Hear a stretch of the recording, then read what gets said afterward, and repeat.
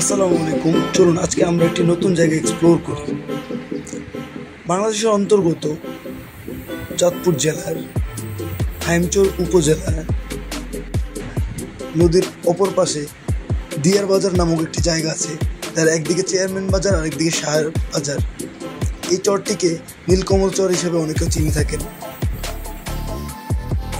সকালবেলা ঘুম থেকে উঠেই চলে এলাম চাঁদপুর পালে বাজার সিএনজি স্ট্যান্ড। এখান থেকে আমরা সিএনজি যোগে রওনা দেব হাইমচরের আলগি বাজারের উদ্দেশ্যে।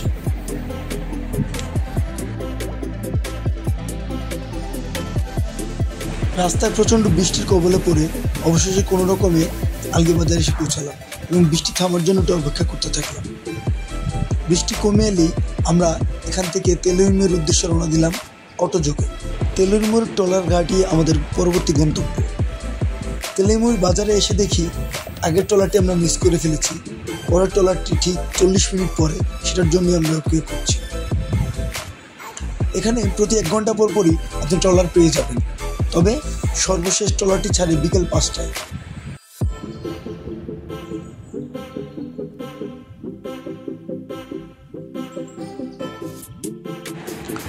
হঠাৎ করে দেখা পেয়ে গেলাম এই সুন্দর সাদা পাখিটি। আমি অবশ্যই নাম জানি না, তবে দেখতে খুব ভালো লাগছিল এবং কিছুক্ষণের মধ্যে দেখতে পেলাম ঝাঁক বেঁধে বেঁধে সেই সাদা ছোট পাখিটি আমাদের দিকেই তেড়ে আসছে। এ যেন স্রষ্টার এক লীলা খেলা। উপরে খোলা আকাশ, নিচে বহমান নদী, পাখির কলতান আর বয়ে চলা আমাদের জীবন। 55 মিনিটের ট্রলার ভ্রমণ শেষে আমরা এসে পড়লাম আমাদের সেই গন্তব্যে, নীলকমল ইউনিয়নের চর কুমারিয়া দিয়ার বাজার।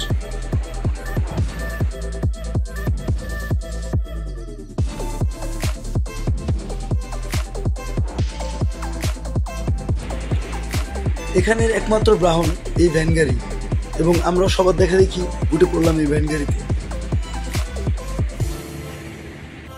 আচ্ছা, আমার ছোটবেলার বন্ধু তার অফিসের সাইট ভিজিট এসেছিল, ভাবলাম এই সুযোগে ঘুরে নেওয়া যাক। এখানে রাস্তার 2 ধারেই হাজারো কলা গাছের ছড়াছড়ি দেখলাম, তবে এখানে বিশেষ করে মরিচ এবং ধান চাষ হয়ে থাকে এবং কিছু মানুষ মাছের উপর জীবিকা নির্বাহ করে থাকে। আমরা চলে এলাম শিকদারকান্দি সরকারি প্রাথমিক বিদ্যালয়ে। এখানে একটি হাই স্কুলও রয়েছে, নীলকমল উচ্চ বিদ্যালয় এবং বিভিন্ন শিক্ষা প্রতিষ্ঠান বিদ্যমান। এরপর আমরা যাচ্ছি বাজারের উদ্দেশ্যে। অনেকক্ষণ হয়েছে চা খাইনি, যদিও এখন শেষ বিকেলের দিকে হওয়াতে বাজারের বেশিরভাগ দোকানই বন্ধ, তবে একটু খুঁজেই আমরা একটি চায়ের দোকানের সন্ধান পেয়েছি।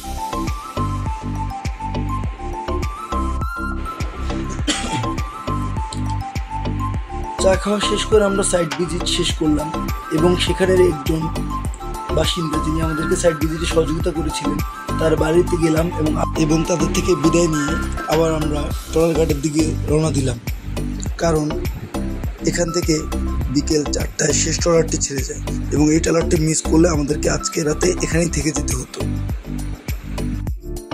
ট্রলার ঘাটে এসে দেখি সেই একই অবস্থা, ট্রলার এখনো আসেনি, ট্রলার জন্য অপেক্ষা করতে হবে এবং আমরা শেষবারের মতো একবার দেখে নিলাম জায়গাটি। মামা আজকে তাকাও মামা, সর্বশেষ গরুর সাথে ভ্রমণ করে তোমার ফিলিং কেমন? গরুময় জীবন। শেষবারের মতো দেখে নিলাম জায়গাটি।